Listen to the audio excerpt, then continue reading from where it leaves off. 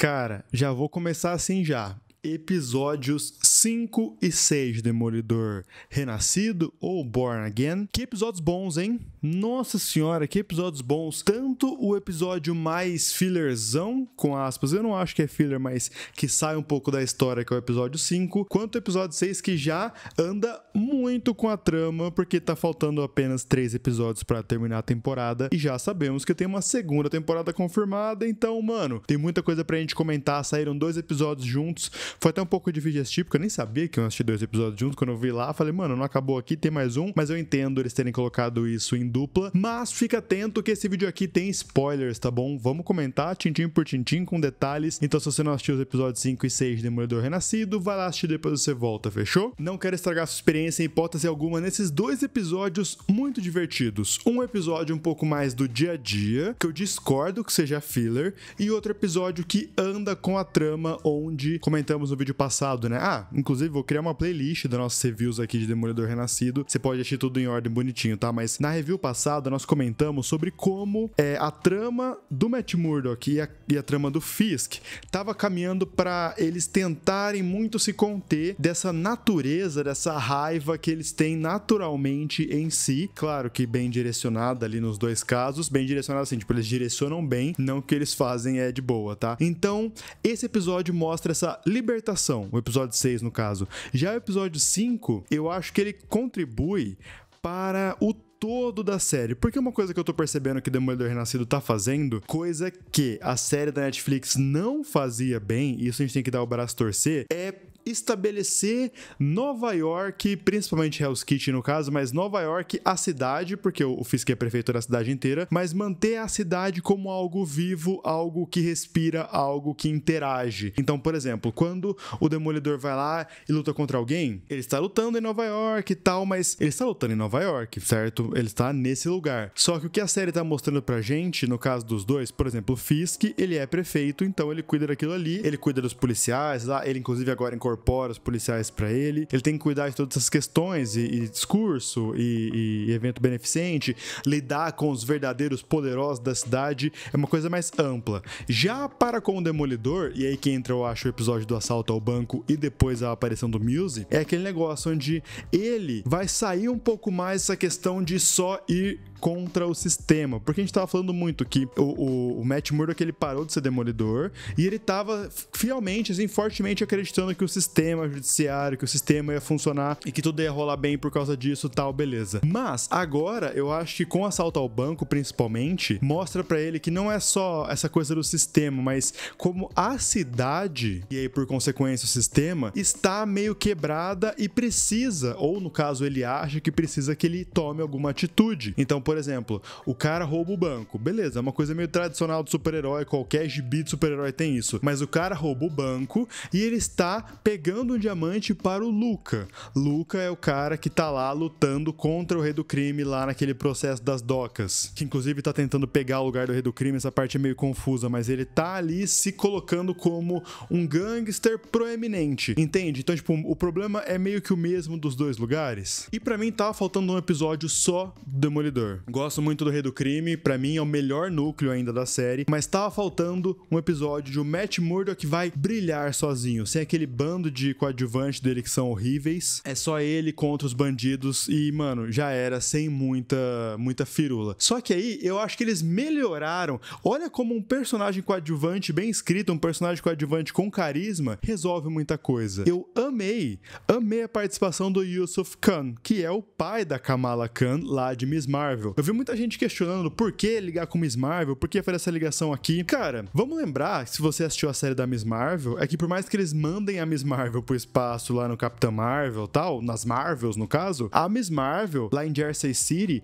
é uma coisa muito de bairro também. Ela é uma heroína do chão. Nos quadrinhos depois ela vai pro espaço, ela vira humana, ela vira mutante, ela junta com os X-Men, mas originalmente, você vai pegar na criação da personagem, ela é uma personagem do chão ali, que tem ali uma relação com religião também, que dá pra colocar um paralelo ali com a relação do Matt Murdock. Na sua origem, no seu âmago, a personagem faz muito mais sentido de andar com o Matt Murdock do que com a própria galera do espaço, com os Skrulls, tudo mais. Então fazer essa possível ligação, dar indício disso, eu acho que é ótimo, porque seta os personagens do chão e também, bom, se faz uma relação ali de Kamala com o Matt Murdock, uma amizade, sei lá, é uma ponte perfeita, porque a Kamala também já foi para os filmes. O Yusuf, ele tá muito bem aqui, cara. Esse personagem é bem interessante porque ele é um alívio cômico, mas ele anda bastante com a trama. E ao mesmo tempo, o episódio é muito bom em botar, por exemplo, os reféns conversando. Claro que tinha ali uma refém que tava infiltrada, mas eles conversando sobre futebol, depois eles conversando com o que ele vai fazer. Daí o cara que falou de futebol com o Matt Murdock depois, quando a polícia vai parar o Matt Murdock, o cara fala, não, ele tá com a gente, ele é um dos reféns. Você entende? Cria essa sensação rápida de comunidade, bem rapidinho, porque eles passaram pela mesma experiência. E eu acho que isso define muito desse contexto que o Demolidor tá tentando passar sobre a cidade de Nova York, que tá amazona, tá com greve, tá com um monte de coisa, tem um assassino, um psicopata por aí, mas ela tem esse senso de união, esse senso de heroísmo, que eu acho que até um pouco os vigilantes passam um pouco disso, né? É um jeito beabá de você mostrar como os poderes do Matt Murdock funcionam, desde roubar o banco, até escutar os caras conversando, até ser muito ágil, até a hora que ele pega a espingarda quando tá caindo das escadas, é muito legal. E eu acho que ele é um episódio bem posicionado, porque ele mostra um pouco do Matt Murdock voltando. Então ele passa por essa questão do banco, e aí no próximo episódio ele fala, quer saber? Dane-se, os caras precisam de mim mesmo. Eu estou fazendo isso porque a cidade, a população precisa de mim, assim como precisaram no banco, assim como o Tigre Branco precisou, assim como a Angela, a sobrinha do Hector agora, do Hector Ayala, vai precisar dele também. Eu acho que parece filler, mas ela dá uma característica melhor pro personagem, trabalha um pouco mais o personagem. Tipo assim, se você não assistiu as séries da Netflix, esse episódio vai lá e mostra pra gente um beabá de como os poderes do Matt Murdock funcionam. Também traz toda uma expansão ali do Luca e tal, que depois vai ameaçar o Rei do Crime no episódio seguinte, mas eu entendo lançar esse episódio junto com o 6, porque é no 6 que a história anda de verdade, que a gente vê os elementos que a gente viu durante toda a temporada se soltando e se unindo. Então temos o Muse aparecendo de novo, deixando claro que o personagem é parecido com o personagem dos quadrinhos, porque o Muse, ele surge ali em 2015, mais ou menos, nos quadrinhos do Demolidor. Quem criou o personagem, inclusive, é o Charles Soule. Se você acompanha meu canal principal de Star Wars, você sabe quem é Charles Soule. Ele é só um dos maiores roteiristas de Star Wars atualmente na questão de universo expandido. Ele escreveu essa fase do Demolidor em 2015, que não é muito boa, inclusive, mas ele criou esse personagem lá, só que lá tinha uma pequena diferenciação, porque o Muse, lá ele era um inumano, e ele tinha meio que um poder de controlar o sangue e tal, de manipular o sangue. Aqui, aparentemente, ele é só não, né? Ele é um cara comum, só que é um doidão. A gente tem que lembrar que em 2015, nos quadrinhos, a Marvel tava naquele processo bizarro de substituir os X-Men pelos inumanos, né? Porque eles não tinham os direitos ainda e tal, e aí, então, os inumanos estavam sendo enfiados em tudo, inclusive no próprio Demolidor. Inclusive, isso tem um rolê diplomático, depois os inumanos não gostam que o Demolidor tá lidando com um vilão inumano e tal, rola toda uma crise diplomática muito intensa. E o Matt Murdock passa o episódio inteiro sofrendo, tendo as responsabilidades sendo jogadas na sua cara. Então quando a Angela chega e fala, viu, meu tio tava investigando uma parada, me ajuda, ele fala que não, ela basicamente anuncia pra ele, eu vou atrás disso. E depois ele tem que salvar ali, porque ela realmente se enfiou onde não deveria, mas ela tomou atitudes de ir atrás da investigação do tio dela, tal, porque tem pessoas desaparecendo, ninguém se importa. Ela toma a frente e ele só percebe isso depois, mas ele entende que ele tem que tomar a frente das coisas, e é uma coisa que eu tava sentindo falta do Demolidor. Claro que essa é a jornada, esse é o arco, mas eu tava sentindo falta da culpa católica. Ele começa o episódio rezando e termina o episódio rezando. Esse é o Demolidor, é um cara profundamente ligado com a igreja católica. Muito do arco dele é sobre isso. E eu gosto de quando ele vai bater no Muse, que ele sai correndo na frente da luz vermelha do trem, parecendo um demônio mesmo na sua direção. Cara, é muito legal, porque é isso que ele simboliza. É um cara vestido de demônio, batendo em bandido em Hell's Kitchen, na cozinha do inferno. Um demônio no inferno, salvando todo mundo. Entende a lógica? É muito interessante, e esse episódio faz isso muito bem. Mais uma vez, porque esse episódio funciona? Porque o Matt Murdock passa grande parte do episódio agindo sozinho. A advogada lá, que é parceira dele, aparece um pouquinho, a namorada dele também. O nosso querido... Ele é o facilitador do roteiro. Aparece também pra facilitar o roteiro mais uma vez, porque é ele que fala, ó, Matt, tem um psicopata aí, hein? Você não ficou sabendo? É melhor eu te contar. Ele é o cara que vai fazer o roteiro andar rápido, a gente já entendeu isso. Tipo, o Matt Murdock não precisa descobrir nada, é ele que descobre e conta pro Demolidor botar a roupinha lá. Beleza, funciona, é meio preguiçoso, mas funciona. Sem contar que nesse episódio, assim, eu sei que o Charlie Cox, ele é bonito, mas nesse episódio ele tá muito mais bonito por algum motivo. Talvez seja a resignação, a culpa, deixa ele mais bonito, talvez. Já no Rei do Crime, ele continua mostrando que o arco dele é o melhor de todos, porque ele tá perdendo o controle, as coisas que ele fez como o Rei do Crime estão voltando, então tem o Luca lá ameaçando ele, falando que não vai pagar nada, e o episódio termina com ele descontando a sua raiva no Adam, fazendo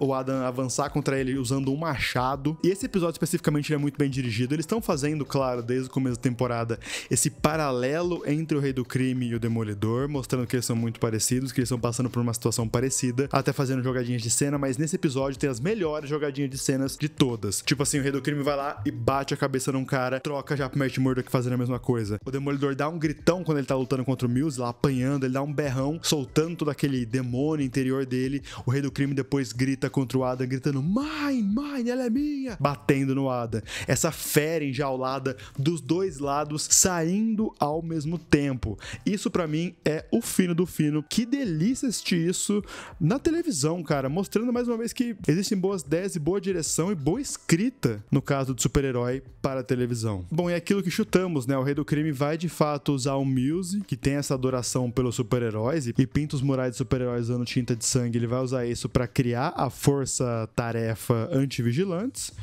Até aí, beleza. Ele tá usando politicagem, usando uma coisa que tá acontecendo para o seu favor. Faz sentido. Mas me surpreendeu ele ter usado os policiais justiceiros ali. Então ele pegou esses caras que estavam sendo um problema. Isso é uma coisa bem interessante do Rei do Crime, né? Tipo, por exemplo, o Mills, ele era um problema. Ele é um problema, porque ele tá matando um monte de gente. Vamos usar isso. O Rei do Crime pega e usa isso a seu favor. Ele pega os policiais são um problema. Eles estão matando geral. Ele pega e usa isso para o seu favor. Ele é um cara muito inteligente nesse sentido, né? E ele usa esses caras agora como sua força-tarefa anti-vigilante. Inclusive, esse mano que aparece aqui é o Colin North. Numa das fases mais atuais ali do Demolidor do Chip Zdarsky, ele é o policial que acaba fazendo ali um paralelo com o próprio Demolidor. Ele sai no soco e tal, mas ele é o cara que, nos quadrinhos, no caso, aqui na série não vai ser isso, obviamente, mas nos quadrinhos ele é um cara meio incorruptível. E ele é um cara que ele quer mostrar que a polícia funciona, que ele funciona com a polícia, que ele consegue reformar parte da polícia que não é corrupta e tal. É um personagem bem legal nos quadrinhos que fez a sua aparição.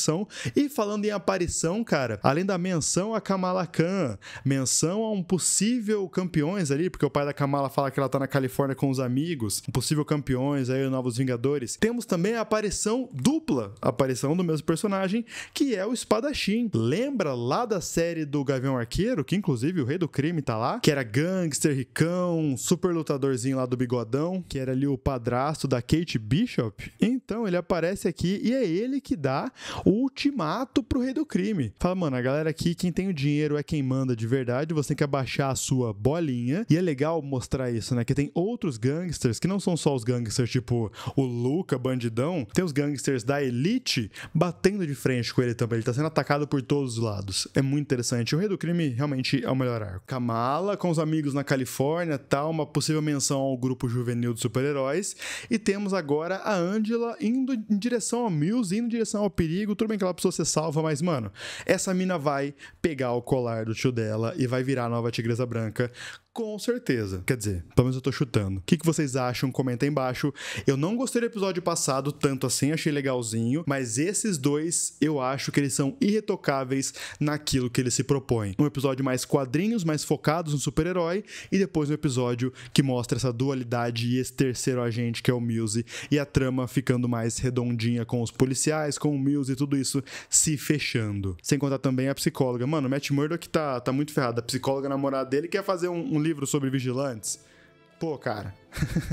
O que você achou dos episódios 5 e 6 de Demolidor Renascido? Comenta aí embaixo. Gente, muito obrigado por ter assistido o vídeo até agora. Não esquece do like, por favor, fortalece muito o meu trampo. E compartilha esse vídeo aqui, compartilha o canal Nord Domingues Lab para os seus amigos que estão assistindo Demolidor. Vamos comentar os episódios aí semana a semana. Tá acabando já, vai ter podcast The Last of Us aí chegando.